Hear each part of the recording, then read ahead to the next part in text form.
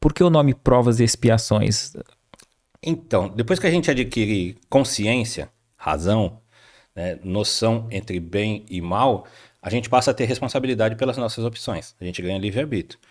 Então, se, por exemplo, o homem das cavernas ele não pode ser culpado porque ele agrediu o seu companheiro para dividir o pedaço de carne e talvez tenha matado seu companheiro, né? Ele não tem culpa quanto a isso. Ele está agindo por instinto. Ele precisa preservar a sua vida, o seu espaço, etc. Então ali ele não tem responsabilidade. É um ato que a gente que veio da nossa estado de selvageria, da evolução do princípio inteligente lá nos reinos inferiores da natureza.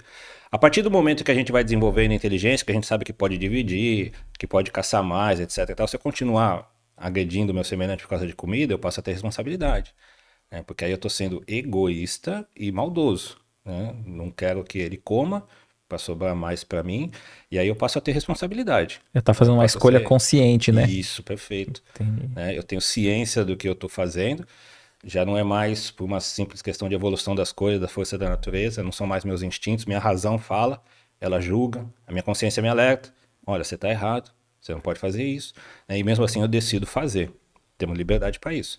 Só que é aquele negócio, a gente começa a plantar e a colheita será obrigatória, a colheita virá. Aí a gente passa a ter a obrigação de responder pelos nossos atos. Se forem bons, a gente está construindo um futuro melhor para nós, um futuro legal, mais gostoso, mais suave, mais em paz. Se não forem bons, se a gente estiver prejudicando o semelhante, estiver levando dor e sofrimento ao semelhante, nós precisaremos voltar e expiar aquelas experiências infelizes que tivemos para aprender através da dor que a gente causou ao próximo a não agir mais assim. A vida ela vai nos dando orientações e é importante que isso não seja entendido como uma punição divina, porque não é. Né? É processo de educação. Deus ele é amor. Deus nos ama infinitamente. Nós, na condição de pais, muitas vezes a gente pune nossos filhos, porque nosso amor ainda vacila, nosso amor se irrita, se desgasta, fica chateado. Deus não.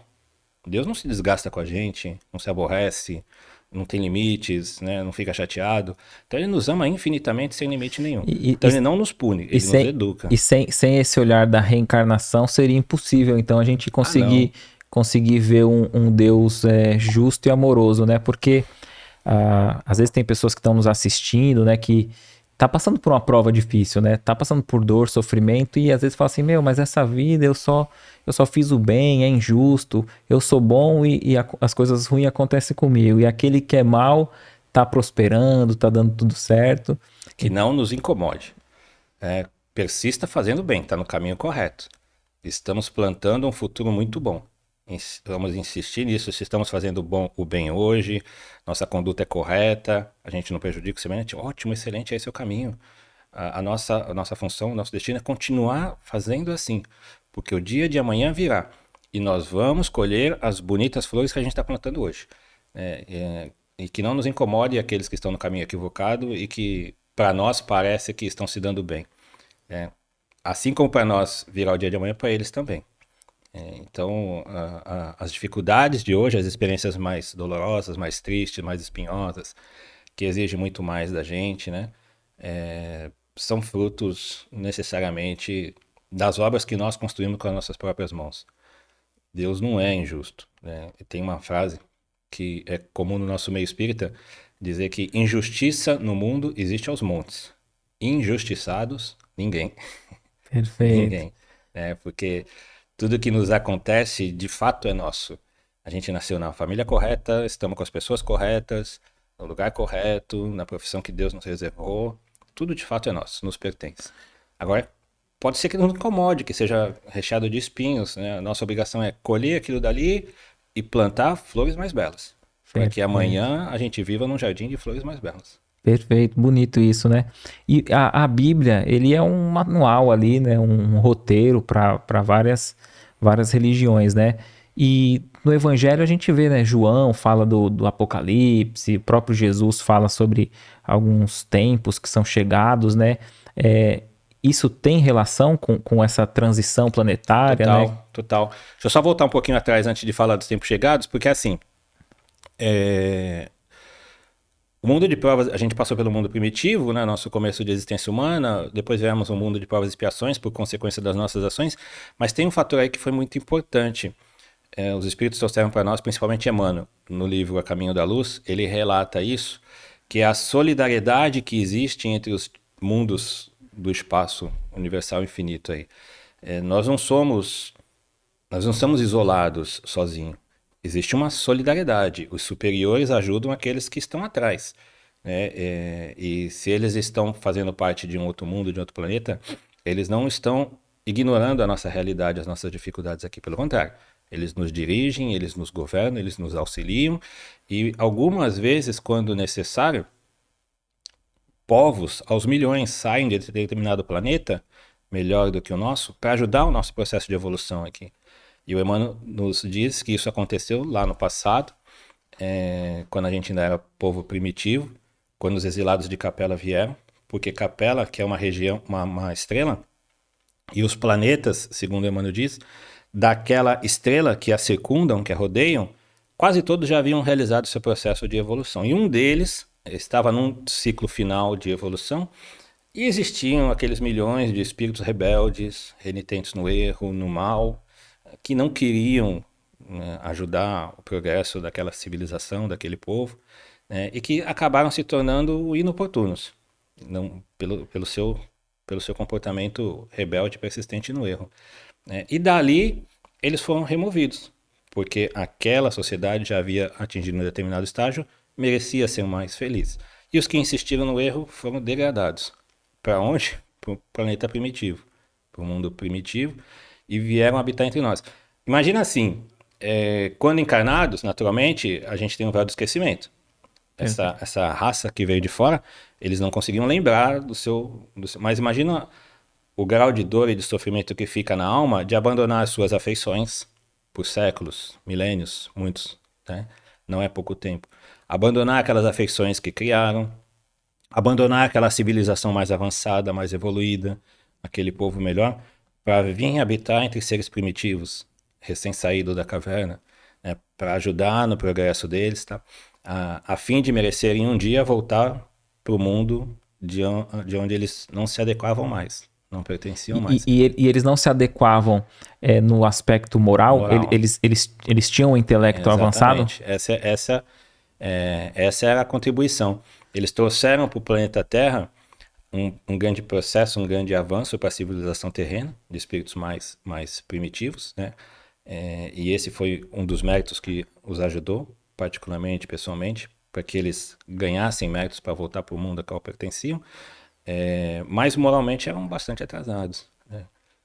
Não é difícil da gente ver, nossas civilizações antigas, a violência, criminalidade, corrupção, como proliferava. É por isso que o pessoal investiga muito assim os egípcios, até os astecas, os maias, incas lá, que o pessoal vê que eles tinham até conhecimentos naquela época que hoje a gente ainda nem atingiu. Seria já os últimos resquícios, né, dessas civilizações mais avançadas, né? Porque eles vieram bem lá atrás, mas muito do seu conhecimento chegou até essa época aí, que a nossa história conhece, mas depois parece que ficou um vazio, um vácuo, né? E é natural, porque os seres de carne e osso continuavam lá, mas as almas que habitavam esses corpos não eram mais as mesmas.